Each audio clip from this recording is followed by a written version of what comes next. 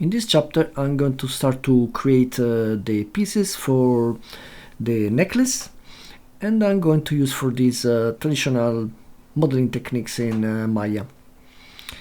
Here I'm creating just a cylinder and position it to the 0 of the grid and trying to gauge more or less the proportion compared to the head pieces that I modeled previously. I'm just deleting some faces in the inside and then extruding in. This will be the main long piece that we can see in the necklace.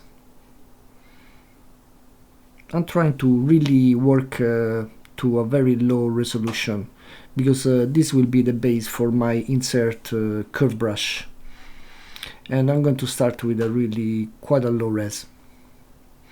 Here I'm trying to get the correct shape, but then you will see I'm going to delete some edges because really I want to keep it as simple as possible for now.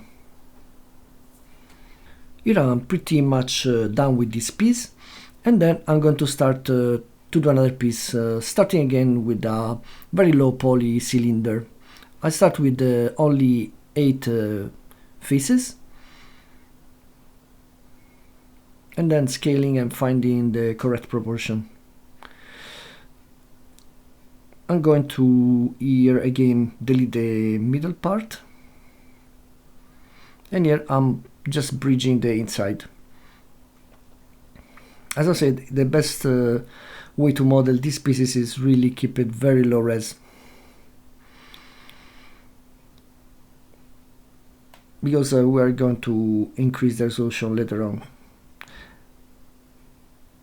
And here I'm just trying to fit the proportion, just duplicating and adding another one.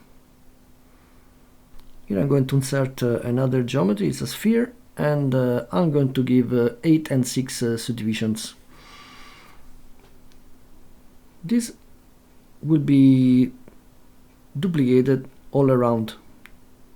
Here in this part I'm going to use quite a useful technique. I first take this sphere and group it, so the center will be in the center at 0, 0, 0, and then using duplicate special option I'm going to duplicate 10 times and rotation 36 in the y-axis. Basically you divide the 360 by how many times you are duplicating the object, and now they are creating a perfect ring.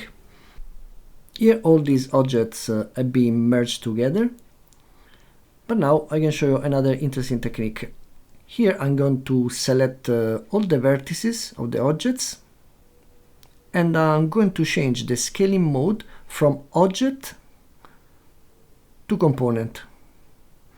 And in this way I can scale all the objects at once, but I'm using the center of each object instead of the center of all the objects.